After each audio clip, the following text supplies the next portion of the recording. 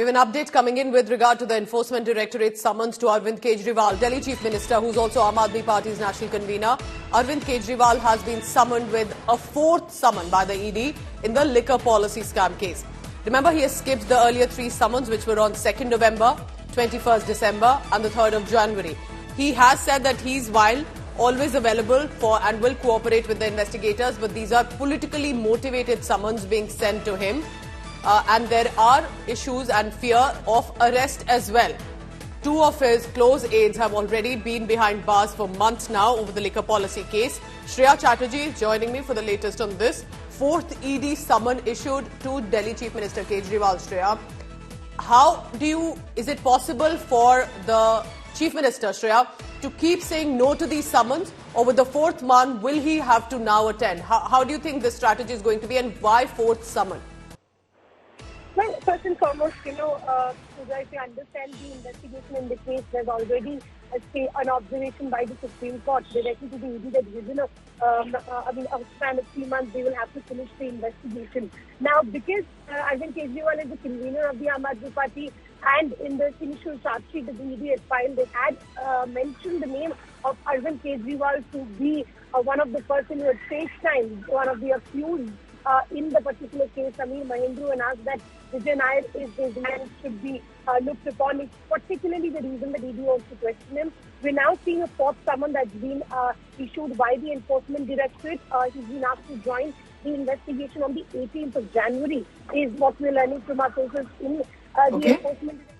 And as you earlier know, November 2nd, December 21st, and January 30th. Correct. But important to point out, in the last summon, he also changed his tone, suggesting that they want to cooperate.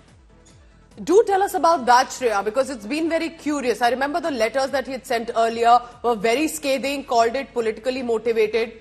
But for now, it appears that it's going to be perhaps a toned-down approach, which means that while ready for cooperation, but will also send out a political messaging that they are being deliberately targeted.